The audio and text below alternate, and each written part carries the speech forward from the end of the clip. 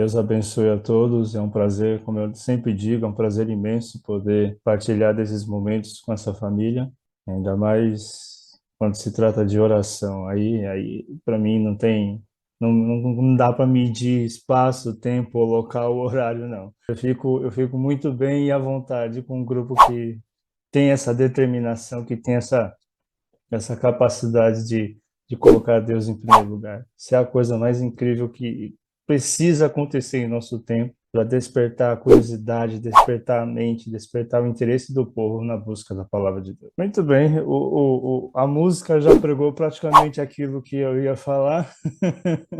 E principalmente o assunto final, né? A mensagem final da música. Mas tem um conteúdo bastante interessante para se envolver nesse assunto de sacudidura, porque ele faz referências bastante interessantes para quem é do interior, para quem já foi do interior, ou para quem ainda tem vontade de ir para o interior, se consegue sincronizar essas informações na mente e principalmente na experiência diária. Bom, eu posso compartilhar aqui a tela, dá para ver se dá certo. Muito bem, vamos lá. Sacudidura. Sacudidura é um dos termos usados na teologia e principalmente quando a gente fala sobre eventos finais. Esse assunto ele é pouco comentado. Eu ia dizer que ele é muito comentado, mas não é não. Ele é pouco comentado, porque ele é um assunto chama muito para uma responsabilidade, chama muito para uma escolha, chama muito também para o compromisso que nós temos com relação a nome igreja. E nós sabemos muito bem que cada um de nós representa a igreja na face da terra. Não sei qual, não posso definir qual igreja eu e você representamos, mas em cada um de nós é escrito, em cada um de nós é evidenciado as características de uma igreja, seja uma igreja verdadeira ou propriamente seja uma igreja falsa. Não sei, eu não posso é, apontar, eu não posso dizer quem é e quem não é, não posso de uma forma direta ou indireta apontar dedos e dizer, olha, fulano de tal fulano de tal, não posso, porque isso é pessoal. Esse é cada um deixa bem aberto, bem claramente, que tipo de igreja está sendo construída na sua vida e principalmente no seu relacionamento. Então, a sacudidura ela vem num termo, numa situação a qual ela vai crescer junto e no exato momento de ela ser sacudida é que ela vai mostrar os seus verdadeiros grãos e os grãos falsos. Ela vai mostrar os grãos quebrados e os grãos inteiros. Ela vai mostrar a palha e vai mostrar o grão que sustenta, que é duro, que é firme, que mesmo em duras provas, mesmo se chacoalhando, mesmo se peneirando, ela está ali firme nas verdades que foram estabelecidas pela palavra de Deus. Então, o termo sacudidura, basicamente, a gente já dá uma introdução com relação a isso. Mas eu quero puxar na base bíblica para a gente entender esse significado da sacudidura. Os primeiros textos que a gente vai ver é de Amós, capítulo 9, versos 8 a 10. Se você está com a sua Bíblia aí, por gentileza, abra ela, por favor. Amós, capítulo 9, versos 8 a 10, diz o seguinte para nós: Sem dúvida, os olhos do Senhor, o soberano, se voltam para este reino pecaminoso. Eu o varrerei da superfície da terra, mas não destruirei totalmente a descendência de Jacó, declara o Senhor. Verso 9: Pois darei a ordem e sacudirei a nação de Israel entre todas as nações, tal como o trigo é abanado numa peneira, e nenhum grão cai na terra. Verso 10: Todos os pecadores que há no meio do meu povo morrerão à espada. Todos os que dizem a desgraça não nos atingirá, nem nos encontrará. Parece que há dentro desse texto uma informação bastante importante para gente detalhar é que a ordem de peneiramento vem de quem? Deus. Não vem do homem. É por isso que quando eu comecei a mensagem dizendo que não sou eu, não é ninguém que vai dizer quem é perdido, quem é grão, quem é palha. Isso não vai caber nem a mim, nem a ninguém dizer nem um líder dizer o que somos ou o que deixamos de ser. Mas essa ordem de peneiramento, esse sacudir da casa de Israel, do povo de Israel, vem de Deus. Só que o que é interessante também detalhar dentro desta ordem é que no final dela ainda vai ter gente, vai ter pessoas que, quando esta ordem foi dada, vão bater no peito e vão dizer: olha, essa desgraça não nos atingirá nem nos encontrará. Aí é muita arrogância. Eu diria que é muita soberba em si própria em dizer que, por mais que essas pragas venham, por mais que essas dificuldades venham, elas não vão ser abaladas. Aí foge totalmente do contexto de fé para presunção. E isso é preocupante, porque o que estamos vivendo, o que muitas pessoas estão vivendo hoje, não é mais fé, é presunção. Então temos que tomar muito cuidado, porque quando as ordens vêm de Deus, de peneirar, de sacudir, de passar pelas provas, de passar pelas dificuldades, é porque existe um povo que precisa ser modelado no seu caráter, existe um povo que precisa ser modelado na sua vida, na sua personalidade, no seu jeito de ser, para que essa arrogância desse povo, como foi lido no final do verso 10, não seja característica do céu, mas que infelizmente seja característica de pessoas que não se esqueceram de onde vêm e para onde vão e com quem vão se relacionar para toda a eternidade. Vamos puxar outro texto aí, Lucas, livro de Lucas, capítulo 22, verso 31 e 32. Lucas, capítulo 22, verso 31 e 32 diz o seguinte para nós: Simão, Simão, Satanás pediu você para peneirá-lo como trigo, mas eu orei por você, para que a sua fé não desfaleça. Quando você se converter, fortaleça quem? Os seus irmãos. É interessante que dentro dessa circunstância, até Cristo estava ali junto dos seus discípulos, e na forma como Simão se porta diante da circunstância, qual foi a resposta de Cristo com relação a isso? Meu querido Simão, cuidado com a sua arrogância, cuidado com a sua prepotência, cuidado com a forma de você ser. Satanás acabou de pedir sua vida, acabou de peneirar você. E eu roguei ao Pai, eu pedi ao Pai para que você se mantenha firme, se mantenha em fé, não desfaleça. E que essa sua fé, essa força que você tem de administrar as coisas, dê testemunho para os seus irmãos, de que é Deus quem está guiando você, e não o seu ego, o seu orgulho seja maior do que você. Muito mais que isso, eu também queria mais dois textos aqui para a gente frisar bem a ideia a respeito dessa situação de sacudidura. Mateus capítulo 13, versos 24 a 30.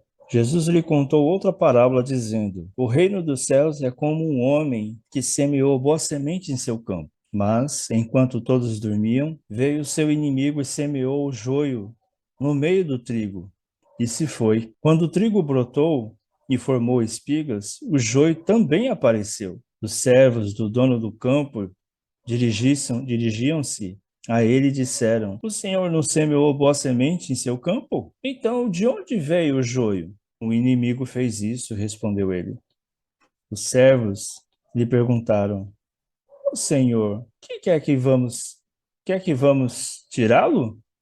Ele respondeu: Não, porque ao tirar o joio, você pode arrancar com ele o trigo. Deixem que eles cresçam juntos até a colheita. Então direi aos encarregados da colheita: juntem primeiro o joio e amarrem-no em feixes para ser queimado. Depois juntem o trigo e guardem-no no meu celeiro. É incrível a parábola montando um cenário do campo, normalmente quando se trabalha na separação de joio e trigo, e Cristo usa isso claramente para dizer como é no fim dos tempos. O joio e o trigo vão crescer junto. E se a gente corta o joio agora no crescimento junto com o trigo, é arriscado nós levarmos o trigo junto. Mas por quê? Porque os dois estão andando lado a lado. Os dois estão andando juntos. Os dois estão no mesmo lugar. Cleber, você está querendo dizer que o joio também anda dentro da igreja? Anda, meu irmão. Tanto o trigo quanto o joio, eles vão crescer juntos até o fim. Agora, Cleber, me diz uma coisa, pode haver conversão do joio, ele andando junto dentro da mesma casa? Pode. Pode haver conversão. Eu volto a dizer, quem sou eu para julgar as pessoas? Eu não sou ninguém. Agora, a única coisa que precisa acontecer em mim e em você é dar um bom testemunho, dar um bom relacionamento, dar uma boa convivência clara com relação à palavra de Deus e a experiência com Deus em sua vida. Pode ser que eu não possa falar muito, mas o meu testemunho diga muita coisa para converter pessoas que estão lá no joio, vir para o trigo, ser transformado, ser remodelado, ser modificado pela mão poderosa de Deus. Então não cabe a mim nem a ninguém a julgar essas pessoas. Cabe à nossa vida ser o alvo claro. Pode ser que para muitos perseguições, mas para outros uma bênção de transformação. E aí eu fecho a nossa leitura com Hebreus, que é um dos textos incríveis com relação ao tratar da sacudidura. Hebreus, capítulo 12, versos 25 a 29. Olha só que advertência incrível para nós. Olha que advertência incrível para nós. Cuidado, não rejeitem aquele que fala. Se os que se recusam a ouvir aquele que os advertia na terra não escaparão, quanto mais nós, se nos desviarmos daquele que nos adverte dos céus, aquele cuja a voz outrora abalou a terra, agora promete: ainda uma vez abalarei não apenas a terra, mas também o céu. As palavras ainda uma vez indicam a remoção do que pode ser abalado, isto é, coisas criadas, de forma que permaneça o que não pode ser abalado. Portanto, já que estamos recebendo um reino inabalável, sejamos agradecidos. Alguém diz amém? E assim adoraremos a Deus de modo aceitável, com reverência e com temor, pois o nosso Deus é fogo consumidor. Gente, chega, me arrepia, chega, me treme de pensar nas passagens dessas onde diz claramente sobre as advertências a qual Deus deseja dar para cada um de nós. E tem um povo ainda que está dormindo, tem um povo que está sonolento, tem um povo que está vagando pelo mundo sem destino, sem direção. E nós, com uma advertência dessa, precisamos abalar o mundo, precisamos sacudir o mundo com essa mensagem, precisamos despertar essas pessoas para essa mensagem, para dizer que ainda há tempo de um reino inabalável que vai vir, e um reino esse a qual Deus está preparando para cada um de nós. Como é que está a minha e a sua vida nesse exato momento, nesse percurso da história? Já ouviram essa expressão levigação? A imagem denuncia um pouquinho do que está acontecendo aí. Olha só o que é interessante, o que é levigação. A levigação, deixa eu só mudar essa barra aqui de cima, que a minha barra está me atrapalhando aqui, pronto. A levigação é um método de separação de misturas heterogêneas entre sólidos, baseada na diferença de densidade que existe entre eles, que utiliza uma corrente de líquido para efetuar a separação. Olha que interessante, a separação. E aí, o método de trabalho dela, essa separação dela acontece da seguinte forma. A levigação ocorre pela passagem de um fluxo de líquido pela mistura de substâncias sólidas com diferentes densidades, seja ela pequena, seja ela grande. Ela tem essa diferença, tem esse trabalho de separação, arrastando o componente menos denso da mistura, separando do componente de maior densidade, que permanece no recipiente. Normalmente utiliza-se uma corrente de água para efetuar essa separação, conforme a imagem anterior que a gente viu. Deixa eu só voltar à imagem anterior aqui. Pronto, essa imagem que está sendo mencionada ali, tá vendo? Tem o grãozinho ali dentro, ele é recolhido junto com água e aí vai fazendo essa separação desse grão, vai ficando dentro da peneira e aí a água vai levando o restante que não serve, não dá utilização. Mas como é que isso ocorre no peneiramento, Kleber? Olha só que interessante. Alguns acho que já se viram nessa imagem, ou já praticaram, ou já viram alguém fazendo esse tipo de situação, o peneiramento. E o peneiramento acontece da seguinte forma: a peneiração, o princípio da separação da mistura é a diferença de granulometria ou de tamanho das partículas da mistura, sejam elas pequenas, sejam elas grandes, é uma separação delas. Na peneiração, é usada uma peneira, sendo que as partículas menores do que os vãos da malha da peneira passam por ela, os grãos pequenos, quebrados, e as partículas maiores ficam retidas na peneira. Em escala industrial, existem equipamentos formados por um conjunto de peneiras de diferentes tamanhos de malha, que separam esses granulos de distintas granulometrias, ou propriamente os grãos são separados. Aí, trazendo isso para dentro do tema de hoje, sacudidura, eu fui entender então o significado claro disso aí para nós. Ele diz assim, ó, sacudidura é um vocábulo figurativo que designa uma experiência especial de seleção e apostasia do povo de Deus. O grão é sacudido para que os quebrados ou qualquer outro corpo estranho caiam por entre os furos da peneira e a palha seja soprada para fora. E aí, o que fica nessa peneira? O grão inteiro, o grão fixo, como a gente leu nas instruções que acontecem no peneiramento, as imagens anteriores. Então, isso já fica um pouco mais claro para nós entendermos o significado da sacudidura e por que ela está acontecendo. Kleber, ela está acontecendo? Está acontecendo no meio de nós. E outra, ela já vem acontecendo há muito tempo. Desde 1844, ela já vem acontecendo entre nós, a sacudidura. Ou eu diria até muito mais antes ela já vem acontecendo. Mas ela deu muito mais ênfase justamente no período da nossa igreja, quando surgiu propriamente a nossa instituição. Vamos a detalhes. E olha essa mensagem que é extremamente importante para nós esta manhã, entendemos esse processo da sacudidura. Deixa eu só ver o horário aqui para mim não ultrapassar. É uma solene declaração que faço, a mensageira do Senhor trazendo para nós sobre essa questão da sacudidura. É uma solene declaração que faço à igreja. Lembra da mensagem de Hebreus? Olha a junção da mensagem de Hebreus com essa mensagem de Ellen White. De que nenhum entre 20 dos nomes que se acham registrados nos livros da igreja está preparado para finalizar sua história terrestre e achar-se-ia tão verdadeiramente sem Deus e sem esperança no mundo, como o pecador comum.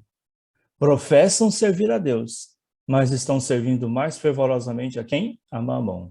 Sabe o que é interessante? Eu já tinha ouvido essa citação muitas vezes e eu fui estudar por que a menção dessa citação. Eu vou dizer para vocês não ficarem preocupados. É uma preocupação, mas eu não vou dizer para vocês que é para ficar preocupado com relação ao número que ela apresenta.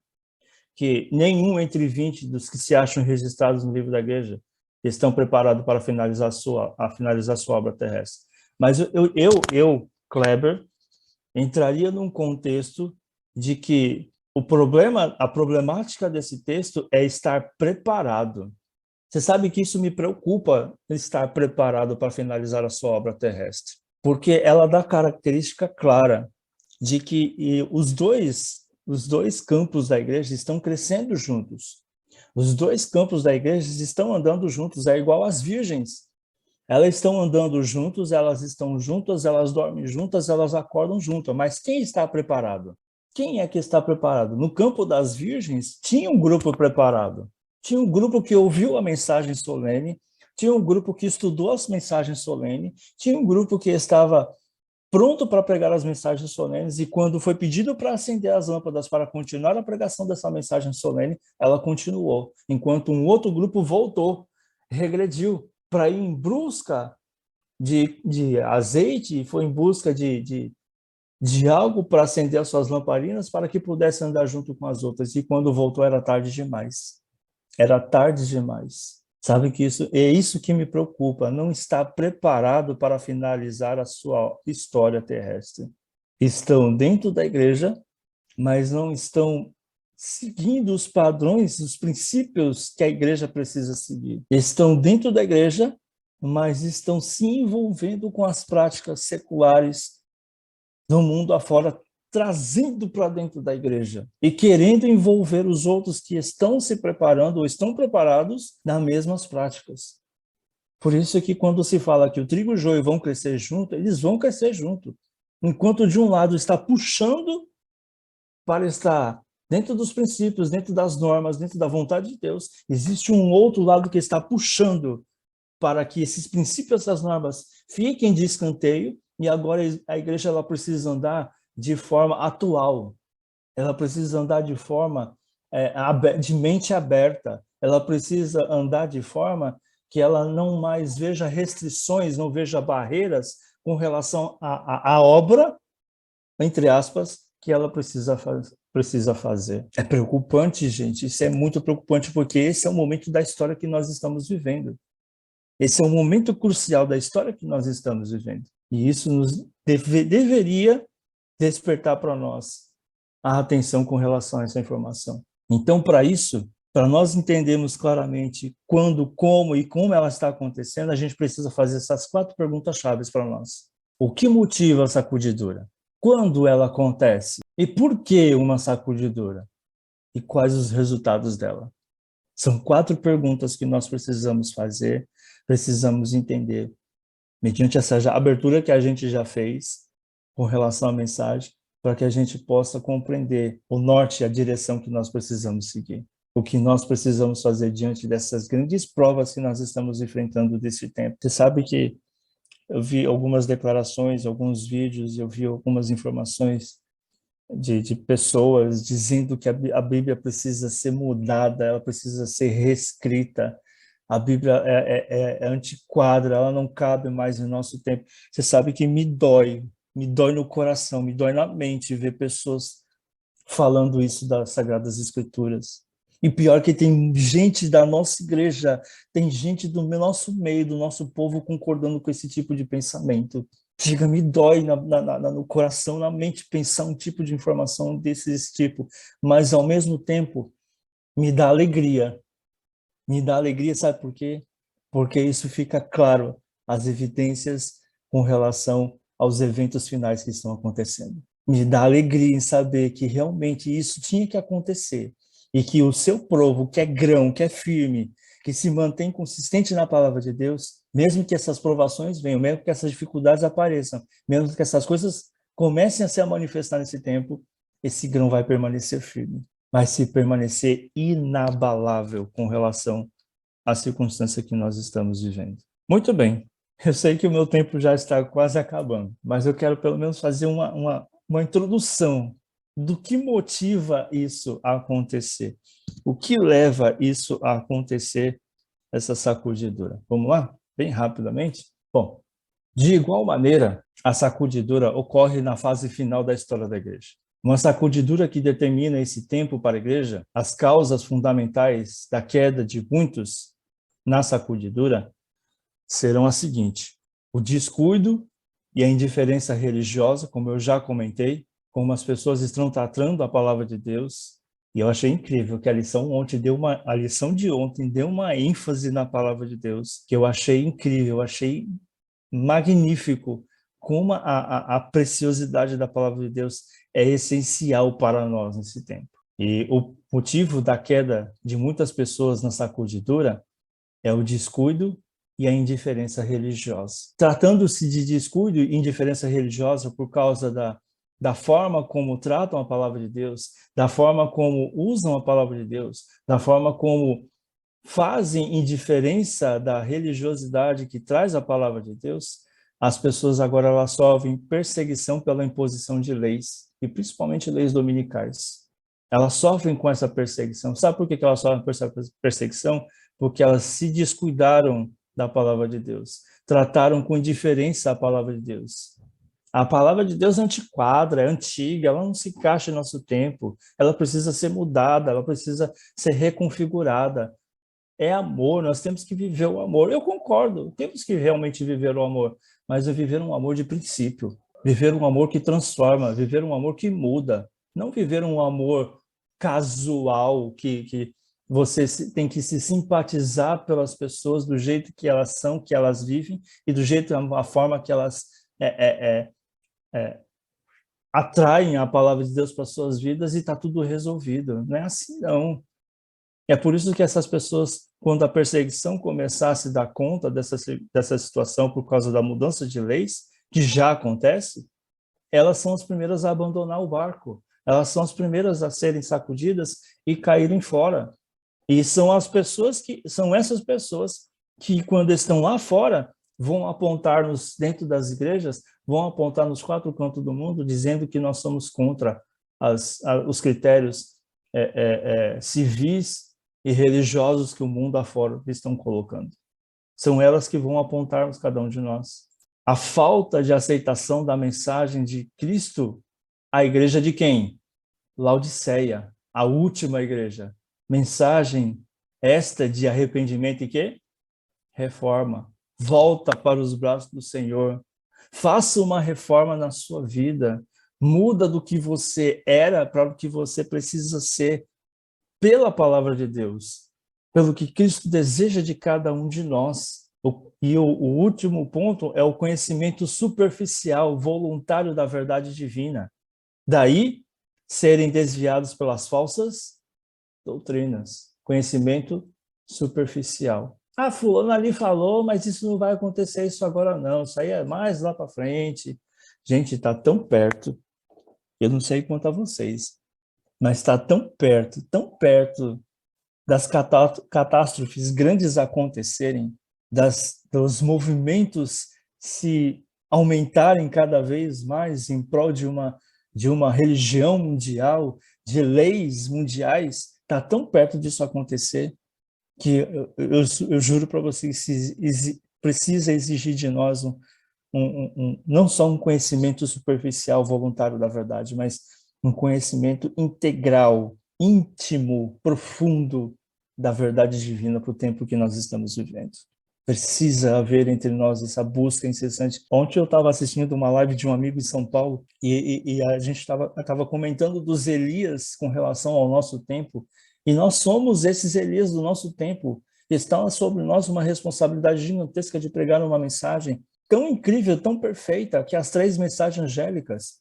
A lição da escola sabatina veio justamente no tempo de despertar em mim e você não só um conhecimento superficial das três mensagens angélicas, mas um conhecimento profundo. Se vocês prestaram atenção da lição, nós gastamos 8 lições iniciais para falar sobre a primeira mensagem angélica, 2 para falar sobre a segunda mensagem e 3, praticamente 2 ou 3 para falar sobre a última mensagem, onde tem realmente um conhecimento muito vasto, muito importante a ser comentado sobre essas mensagens angélicas. Mas, gente, ela veio justamente para realçar esse conhecimento e nos deixar preparado para a pregação dessa mensagem. E aí eu pergunto, onde é que está os Elias do nosso tempo? Onde é que está os Elias do nosso tempo, gente? É só sentados aqui, nessas horas da madrugada, ouvindo mensagem, ou estamos alimentando essa mensagem, pregando para as pessoas? Eu sei que meu tempo já esgotou, eu acredito, é isso mesmo. E eu teria muito mais para falar e eu vou pedir, por gentileza, para a gente marcar um segundo round, um segundo tempo para a gente continuar essa mensagem. Olha, isso foi só a introdução e a primeira pergunta da nossa sequência de 4. Mas, gente, eu vou pedir aí, eu acho que a gente vai conversar com o pessoal a respeito disso. Deixa eu até encerrar o meu compartilhamento aqui. Pronto. Para a gente marcar uma próxima, para a gente continuar essa mensagem. Mas, gente, é mensagem para o nosso tempo. É mensagem para o nosso tempo, e essa mensagem ela precisa ser apregoada em nosso tempo, ela precisa ser anunciada em nosso tempo. Nós estamos aí diante da tríplice mensagem deste mundo que precisa ser anunciada. E aí agora cabe a cada um de nós estarmos preparados para anunciar essa mensagem. Que Deus nos abençoe, que Deus nos fortaleça, que Deus nos guarde. Vamos fazer oração e aí numa próxima a gente continua essa magnífica mensagem sobre a sacudidura. Oremos. Querido e bom Deus, grandioso Pai, a honra e a glória sejam dadas somente a Ti, Senhor. Como foi bem citado pela serva do Senhor no livro Serviço Cristão, precisamos nos preparar, Senhor, porque ainda não nos encontramos preparados para finalizar a história terrestre. Não nos encontramos ainda preparados para essas grandes provas que estão para acontecer. Não nos encontramos ainda, Senhor, para esse tempo de angústia, qual nunca houve sobre a face da terra, que haverá de acontecer. Então, nos ajuda a estarmos preparados, Senhor. Nos ajuda, além de estarmos preparados com as nossas lâmpadas acesas e com os nossos lábios prontos para anunciar a tua mensagem, uma mensagem de vida, de salvação e de vida eterna. Por favor, Senhor, seja conosco nesse dia, seja conosco no percorrer da nossa vida, seja com os lares aqui representados, seja com a vida de cada irmão que se dispõe a essas horas da manhã, não somente para ouvir, mas é para se alimentar da sua verdade e anunciar essa verdade para as pessoas que ainda não conhecem.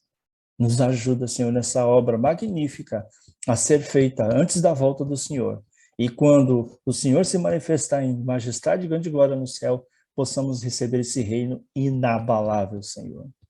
Esse é o pedido que nós fazemos, em nome de Jesus. Amém, Senhor.